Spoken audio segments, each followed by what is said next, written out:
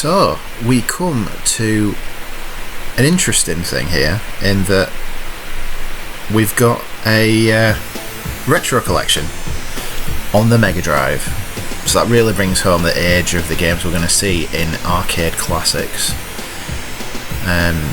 Obviously old Atari games we're talking about here, Pong, Centipede, Missile Command, but the thing that sticks out straight away, the craziness of age, how we only have 3 games on a retro collection, whereas now, you know, we're disappointed if there's only about 30, aren't we? You know, we talk about like the Mega Drive collections that there've been recently and the mini consoles that they've been. So we'll start on Centipede. So it's very similar to Space Invaders, is Centipede.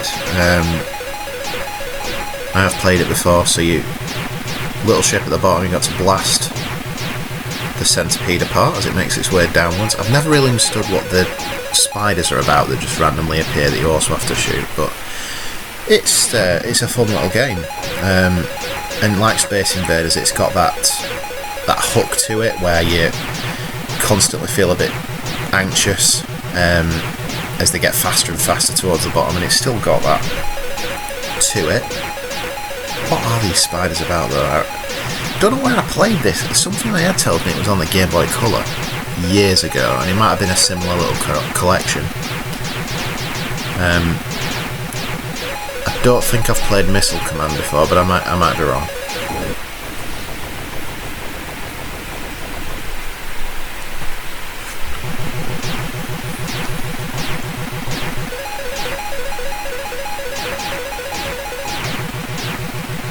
Okay, so we're doing alright here, I think.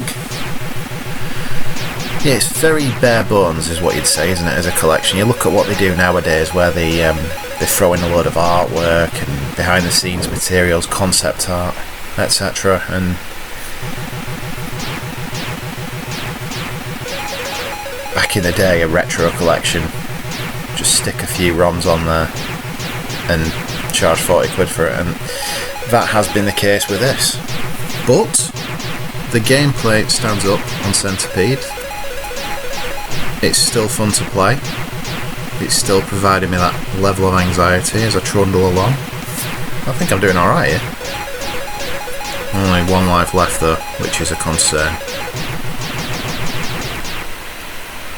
You can see the huge Space Invaders influence here, but I think that was the same for a lot of games at the time. But what Centipede managed to do is mix it up a little bit with the way that the Centipede that you're shooting sort of disintegrates into separate little pods for you to shoot. Oh, there we go. Game over. So that's Centipede.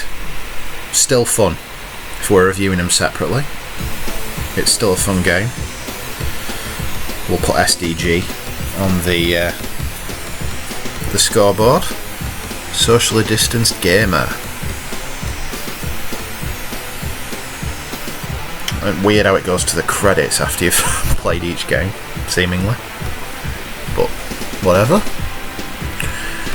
Pong. Always referred to as the very first video game, isn't it? It's basically tennis. Again, very bare bones presentation. Oh god, it's very, very overly responsive, shall we say, with the movement. The sensitivity is so high. I've got to almost tap the up and down very gently to even get my paddle to not fly up to the top. Yeah, Pong.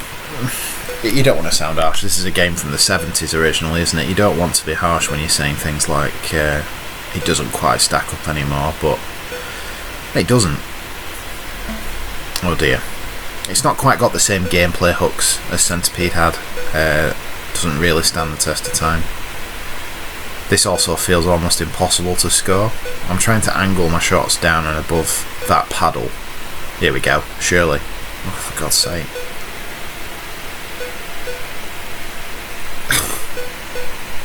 Oh god. This is not a good port of Pong. I remember I had a Pong game on PS1, which we'll presumably eventually get to. when we get to P. But we're quite away from that on the PS1 A to Z. I did and ah whether to include this little collection on my playthrough rather than just moving on to the next, singular game, but I thought, let's see what the ports are like of these old games. Oh god, this ain't going well. I'm just going to let him get all the points now so we can try the final game on the collection. Not good. You can't exit. There's a couple of little foibles with the collection, you can't seem to exit to the main menu from a game. You just seem to have to play it, and then it...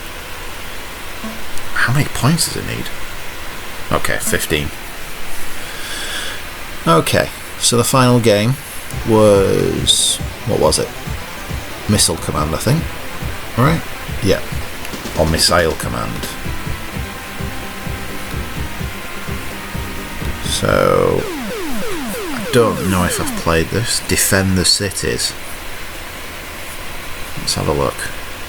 Wow, that's a very slow crosshair. Okay, so it looks like I'm firing rockets up at these ships that are flying above. Again, it's a very slight deviation from Space Invaders. Enemies coming down from the top of the screen, and you're shooting from the bottom to stop them reaching the bottom. It seems like that was very much the order of the day at the time, before they got a little bit more ambitious with the likes of Pac-Man, etc. I'm sure that this is to increase the difficulty of Missile Command, but the crosshair moves so slowly. That's me going at full pelt as I move there. It's quite fun. It's playable. It stands up as a fun little arcade game.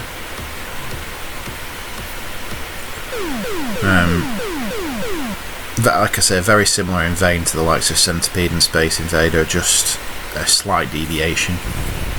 The big takeaway for me from playing a retro game from from presumably, when did this come out? Not actually checked. mid-90s, judging by the Mega Drive box art. It's one of the later games, or sort of 94 onwards maybe. I just say that because Mega Drive, they switched from the black and white grid box art to the blue side with the Mega Drive logo change later on. But yeah, it's quite poor in terms of the collection, just in terms of the content you're getting, in my opinion. It's not a very good value proposition, paying, presumably this were 40 quid back in the day for 3 games. 3 games that are a bit lacking in content themselves. They're not. It's not like when we had, just as an example, Mario All-Stars on the Super Nintendo, which was a retro collection as well. That had Mario Brothers 1, 2 and 3, and the Lost Levels, which was an unreleased version of Mario Brothers 2, I want to say, from Japan. Unreleased over here, So when you compare the value proposition between the two, it just shows that this wasn't necessarily a great deal. Even Mega Drive themselves, Sega did do a few collections of earlier Mega Drive games with the Mega Games series. I remember I had one that had Hang On, World Cup Italia 90 and Columns on it. And that was a great little collection, I loved that. I'd have been a bit disappointed with this. Not to be too harsh, just in terms of the lasting appeal. There's only so long you can do this, or play Centipede, and certainly I would have not gone near Pong with its sensitivity as it was. So yeah, that's arcade classics. There's not a lot more to it, is there? Really? I think you all get the idea. It's a collection of three games that are a bit past the best, but 2 of them do stack up as fun little score chasers. One of them is just a bad port. As I say, I had Pong on the PS1 and it was a lot more fun. Great in 2-player, in fact. But yeah, a few other quibbles. The fact you can't quit a game to the main menu. I don't think the presentation's particularly good. They've not done anything other than just smash the games on onto the cart. But it is what it is. That's arcade classics on the Sega Mega Drive.